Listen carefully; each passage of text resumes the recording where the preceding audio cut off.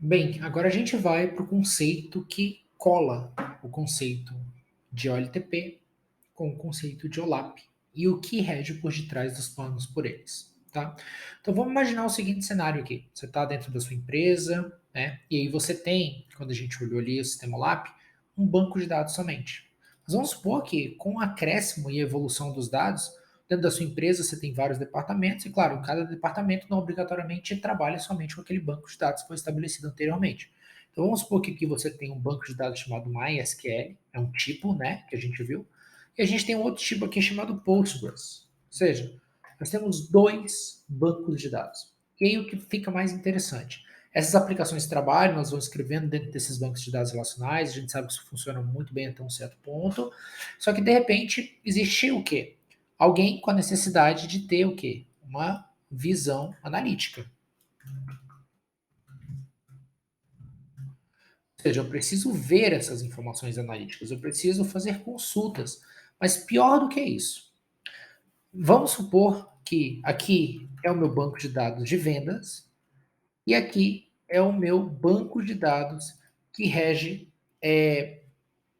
outros tipos de, por exemplo, shopping, vendas online, tá? Vamos pensar que aqui a gente tem vendas que são derivadas e aqui a gente tem esse banco de dados que armazena todas as informações de usuários. Tá? Ou aqui, transações. Tá? Melhor. Então aqui eu guardo tudo que é em relação a transações, esses microserviços, esses serviços gravam aqui, e tudo que é em relação à venda grava aqui. E aí chega uma necessidade de eu ter que consultar o quê? A minha visão analítica, a gente viu que ela não tem que obrigatoriamente vir do meu sistema LTP por vários motivos que a gente já falou nos vídeos anteriores. Mas eu venho de um sistema OLAP, que podem ser vários aí, tá? Vamos listar alguns deles? Vamos listar algum deles. Podem ser os conceitos de MDW, pode ser conceito de Lake House, pode ser conceitos, por exemplo, de OLAP Systems em tempo real também, tá? Então, sistemas que vão consultar e analisar, armazenar essas informações de forma colunar. Então, agora imagina que eu preciso trazer dados que estão neste banco e dados que estão neste banco em algum local unitário. Quem faz isso, pessoal? É o que a gente chama de processo de ETL. Ele é o cara responsável por fazer isso. Então ele vai aqui, ele vai plugar nessa meu banco de dados ou nessa fonte. E eu vou trazer esse dado daqui também. E esses dados vão entrar aqui. E tudo isso começa a habilitar o conceito de BI, de Business Intelligence. Né? Para eu gerar inteligência de negócio, eu preciso conectar com as fontes de dados, trazer para um ambiente seguro, trabalhar essa informação, refatorar esse dado, a faceta dessa informação e entregar esse dado lá para a visão analítica que precisa consultar. Luan, como isso acontece? Então vamos dissecar um pouquinho mais esse processo de como ele acontece, que é interessante. Então, dentro do conceito do ETL, a gente tem três componentes: extract, transform e load. Tá? Então vamos falar primeiro do extract. Então, o que o extract vai fazer? Bem, o nome mesmo já diz, ele vai extrair os dados da fonte. Então ele vai vir aqui como uma ferramenta de ETL. Então existem várias ferramentas de ETL. Né? Então vamos dar uma olhada aqui nas ferramentas. Você tem Integration Services, Pentaho, você tem informática, você tem, cara, existem várias de mercado, tá? Várias ferramentas que são ferramentas de middleware, de ETL, e que vão te ajudar a fazer o quê? Essa conexão talent para dentro desse cara. E existem ferramentas modernas para fazer isso também, tá? Mas enfim, essas informações elas vão ter vários conectores, vão te oferecer conexões com bases, tá? E você vai conseguir conectar esses dados para fazer o seu processo de ETL. Agora que essas informações elas entraram aqui, a gente tem um conceito muito interessante aqui dentro e eu vou deixar aqui para vocês, que é o conceito de stage. E stage faz muito sentido. O stage é um ponto muito importante do processo de ETL, tá? Que faz o que, gente? Imagina o seguinte: de tempos em tempos eu tenho que ir nos bancos puxar essas informações pelas tecnologias e executar essas informações no OLAP. Mas você entende que toda vez eu ficar fazendo query no meu banco de dados relacional, que é a transação, que é o que está acontecendo nesse exato momento, não é tão inteligente? Então o que a gente faz? A gente tá, 6 em 6 horas, ou de 12 em 12 horas, ou de 24 em 24 horas, normalmente você vai ter processos que são executados dessa forma. 4, 6, 12 ou 24 horas. Esse seu processo de ETL ele vai executar, ele vai rodar, e daí vocês já começam a imaginar como é isso nos dias atuais. A gente esperar até 12 horas, por exemplo, para ter uma visão de certas coisas. Né?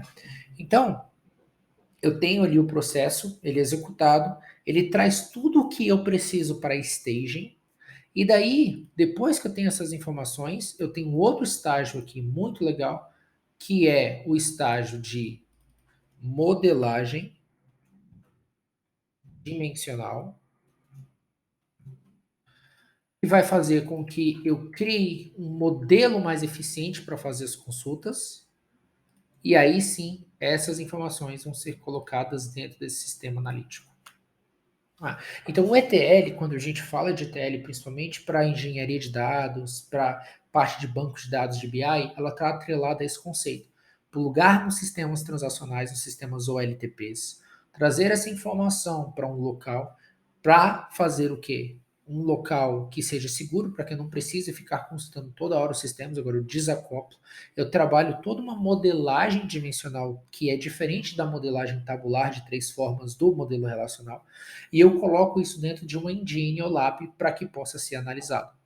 Para a gente explicar um pouquinho mais sobre essa modelagem dimensional. Então, essa modelagem dimensional, ela existe em duas formas. Você tem o Star Schema e você tem o Snowflake Schema. Então, é aqui que você vai escolher como você vai modelar o seu banco de dados. Né? Como você vai modelar, na verdade, a sua plataforma de OLAP, que vai entregar essas visualizações em tempo real, visualizações de tempos em tempos para ti. Né? Tempo real daqui para frente, né? Então, daqui para frente vai ser muito eficiente, muito rápido. Mas existe um gap muito grande aqui. E por que isso influencia em today's world? Né? Por que isso influencia nos dias de hoje? Porque imagina que você tem aqui ó, a sua fonte de dados, beleza? E você aqui, o usuário, sedento por essa informação. Então isso quer dizer, Luan, que se eu for executar um processo clássico de ETL, eu tenho que esperar aproximadamente esse tempo? Sim. Então, basicamente, a gente está falando de um processo que entra aqui, espera um tempo e depois eu saio com a visualização para o usuário. Será que hoje, né, nos 4 Vs que vão ser explicados aí, será que isso se encaixa? Será que existe uma forma mais eficiente de fazer isso? E outro ponto. Aqui, quando a gente faz ETL, entenda que antes da gente carregar o dado, a gente está fazendo o que no meio? Transformando essa informação para carregar. Então, você entende que o dado ele está sendo transformado para ser entregue para uma área ou um departamento, que é o que começou a acontecer. Área ou departamento. Você começou a ter áreas e departamentos que possuíam vários sistemas, possuíam sistemas de OLAP para serem consultados. Só que isso ficou um problema ao longo do tempo, porque você tinha vários departamentos dentro da mesma empresa e cada departamento tinha sua faceta e sua visão de dados. Então isso criou o silo das informações. E muitas empresas sofreram e sofrem ainda por causa disso. E a gente precisa pensar num processo de democratizar essas informações nos dias de hoje. Tá? Então é importante vocês entenderem esse conceito de ETL, que é extrair o dado das fontes, transformar eles em flux durante o processo, usando características, e carregar essas informações no sistema de OLAP para que possam ser analisados. E nos próximos vídeos a gente vai entrar em detalhe com mais algumas coisas do que traz no dia de hoje e o que se remete à importância desse processo para os dias atuais e para os pipelines de dados.